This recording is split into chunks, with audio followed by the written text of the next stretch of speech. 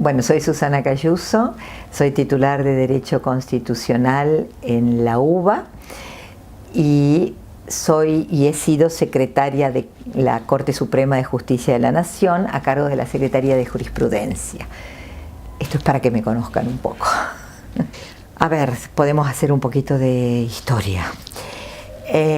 A mí me parece que la reforma del 94 lo que muestra fuertemente es la relación entre lo político y lo jurídico. Para quienes estuvimos de alguna manera participando del tema,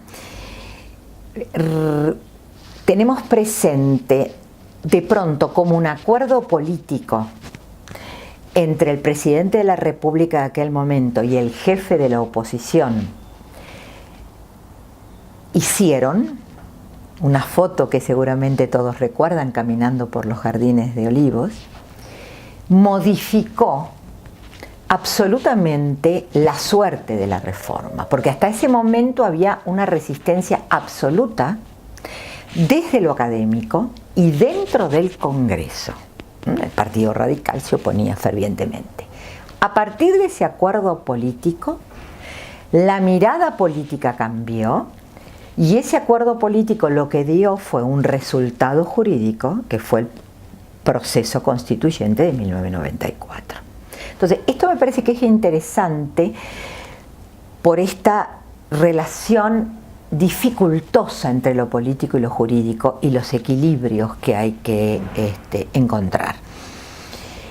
Creo que la reforma del 94, a partir de esta mirada de lo político y lo jurídico, fue absolutamente legal y legítima. Es cierto que hubieron muchas oposiciones a algunas de las propuestas de la reforma. En aquel momento varios pensábamos que tal vez si el objetivo político era la reelección presidencial, tal vez hubiera sido preferible solo tocar el tema de la reelección. ¿Por qué digo esto? Porque en ese acuerdo político hubo un consenso en orden a los temas, aquellos que iban a estar habilitados, de aquellos que integraban el núcleo de coincidencias básicas, pero también es cierto que la oposición encontró el momento político para incorporar aquello que había sido motivo del Consejo para la Consolidación de la Democracia, que en su momento no había logrado consenso político para plasmarse en un resultado jurídico. ¿Y por qué digo esto? Porque me parece que algunos de los institutos o instituciones que incorpora la reforma, que en aquel momento se dijo, no eran compatibles en su naturaleza con el sistema de la Constitución Nacional. Y preveíamos en aquel momento que iba a haber problemas en la instrumentación. Entonces, me parece que a tantos años de aquella reforma, la realidad ha mostrado que ha habido problemas.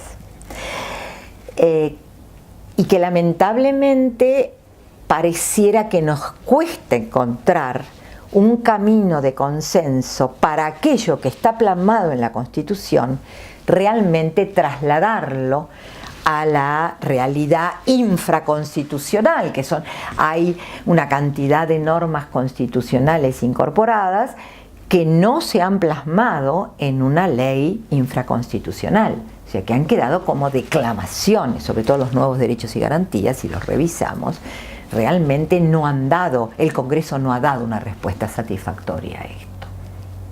Lo positivo creo que sin duda alguna es la incorporación del artículo 75, inciso 22, con costos y beneficios, que me parece que eso es importante tener en cuenta. O sea, incorporar el artículo 75, inciso 22 es hacerse cargo de una nueva mirada constitucional, a mí me parece. Y creo que esto ha realmente significado un trabajo de interpretación, sobre todo de los derechos humanos o de los derechos fundamentales que consagra la Constitución Nacional, más amplia, más completa, más fuerte. Pero también a veces tengo el reparo en cuanto a olvidarse que es complementario de la Constitución Nacional. ¿Y por qué digo esto? Porque los jueces de los tribunales de grado o incluso la Corte a veces sobreactúa el 75 inciso 22, pero no trabaja suficientemente los otros artículos constitucionales. Es complementario, lo dice el propio artículo. Bueno, Germán Vidarcampo fue seguramente el que mejor lo explicó cuando habla del bloque de constitucionalidad, esto de nunca enfrentarlos, sino integrarlos, complementarlos. Habla de la subsidiariedad también.